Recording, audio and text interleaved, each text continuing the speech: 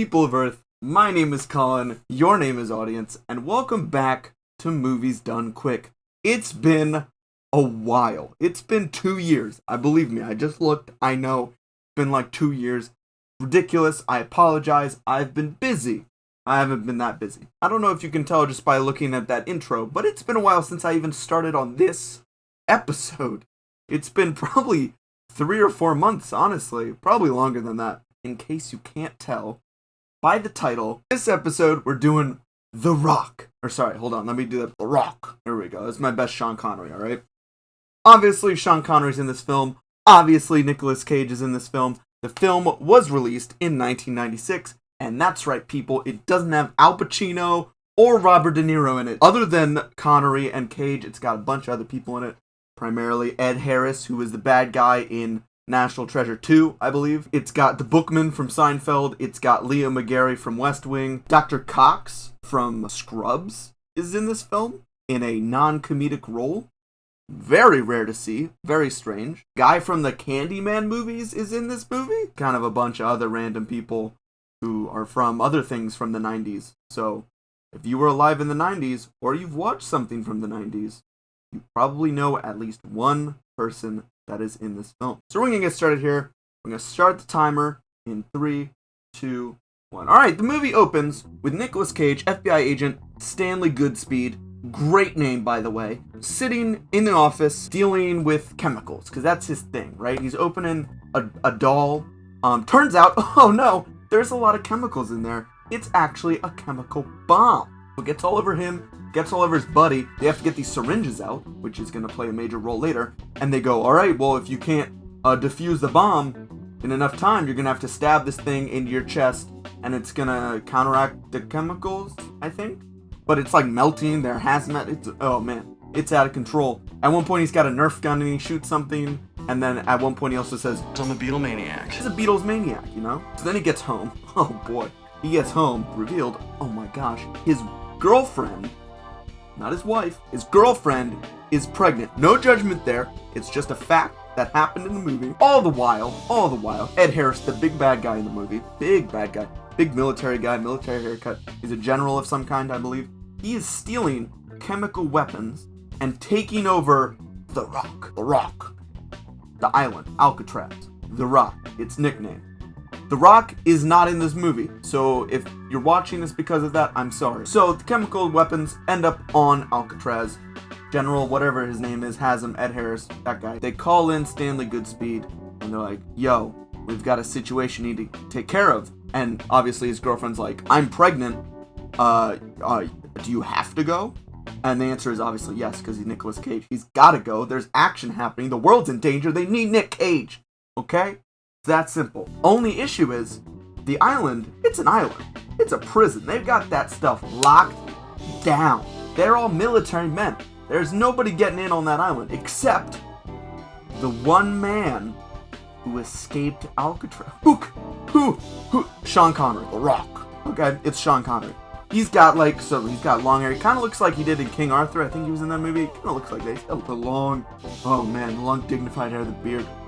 And he's some guy named John, I believe, who worked for the British government, was stealing secrets or microfilm or something. It's a whole scene where they're interrogating him. And then at one point, he gets a quarter somehow.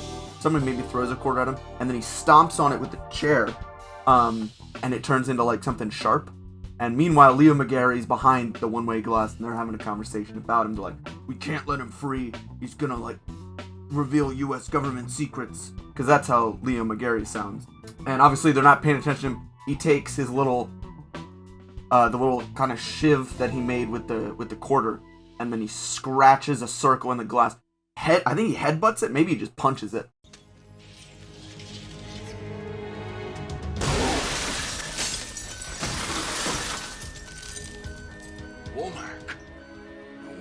Surprised, you piece of shit.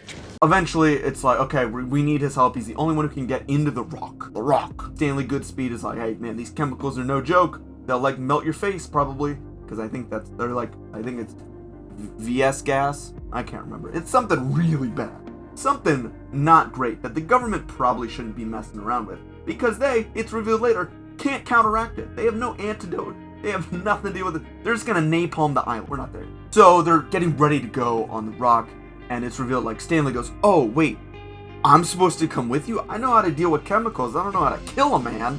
But on the other side, we've got Sean Connery, who's like, he knows how to kill a man, all right? He knows how to kill. He's killed a lot of dudes. At one point, he almost kills Liam McGarry because nobody's paying attention. They keep underestimating Sean Connery, which you can never do. So eventually, they scuba into the island. It's really cool. They got like an underwater boat. I don't know what the heck it is, but they get there, and they get to this part that's on fire, and there's a bunch of gears turning, and all of the military guys are like, no, that's not happening. The door's locked. How the heck are we supposed to get in this island? And then Sean Connery turns to them, and he's just like, how do you think I got out? But he's got, it's like a video game type thing where he knows the pattern of the flames and the gears. So he just gets down, and they've assigned this one dude, this one military guy. They're like, listen, buddy, you're gonna have to keep your eye on him. Because again, the second you underestimate him and let him out of your sight, you're as good as dead. Because that's just how Sean Connery rolled, alright? So his one job is to watch this guy, and obviously he watches Sean Connery roll through this fire maze, and he's just like, well, we're screwed. He's gone. And then, wait for it, they hear it, the door unlock, and it opens, and you've got Sean Connery, and he says, welcome to the Rock. Welcome to the Rock. At one point, there's a shootout in, like, the showers, which is pretty insane, because it's military dudes who have kind of mutinied, killing military dudes who have not mutinied. Very sad. But guess who survived? Sean Connery and Nick Cage. Nick Cage is like, I got a gun. Where the hell do you think you're going, Sean Connery? We need to finish the mission. And Sean Connery's like, I don't give a crap. Everybody who was going to take care of me is now dead. So I'm just going to go off and do what I want to do. And they have to go after the missiles, right? They've got to disarm the missiles, get the gas out of there, disarm them so they can't do any damage. Along these lines, Nick Cage and Sean Connery are on some steps. Very important movie moment. Winners go home and fuck the prom queen.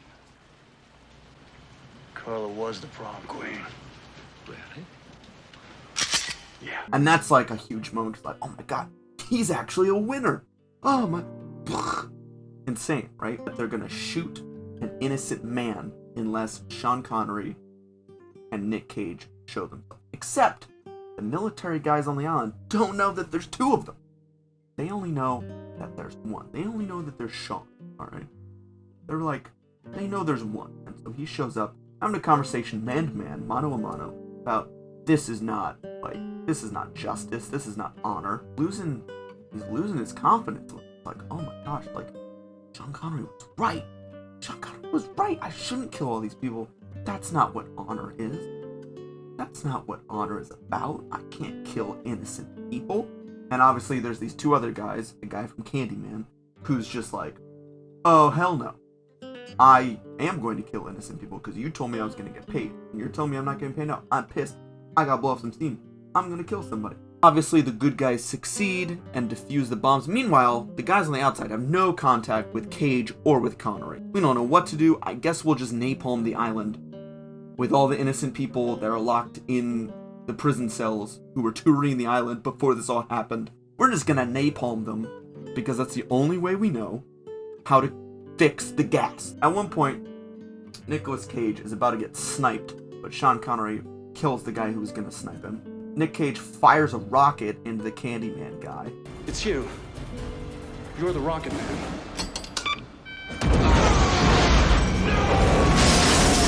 These little green orbs that have the gas in them. They're made out of like glass. They're like glass beads. And if they shatter, you're like screwed.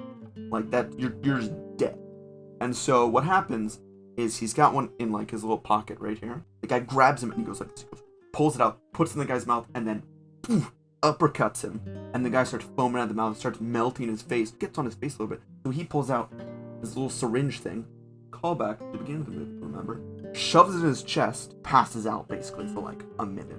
Little does he know that they're still trying to bomb the island because they haven't gotten the green smoke. Michael Bay directed it, so he's, there's jets obviously flying in underneath the Golden Gate Bridge towards the island. Nick Cage wakes up from the ground, still with the syringe in his chest, and he pops the flares like this, and then he falls to his knees. Goodspeed! Did Sean Connery's character, did he... What happened? He goes, oh, he died in the explosion. Closing scene of the film is Stanley Goodspeed with his girlfriend, Sheila, the car outside of the church, we assume, and he runs out, and he's getting chased by a priest. The priest is yelling like, this is a place of God, or something like that, and he jumps in the car with his girlfriend, and the girlfriend drives away. They're driving off in the sunset, reading the microfilm. Area 51 is real. That is The Rock. You should all go watch it. But, obviously, I've just explained it, so you don't have to go watch it. You're welcome. Hopefully, Movies Done Quick will be more of a normal occurrence, now that I've figured stuff out.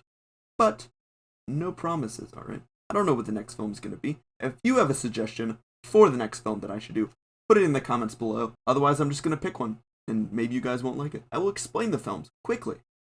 That's why it's called Movies Done Quick. We'll see you next time.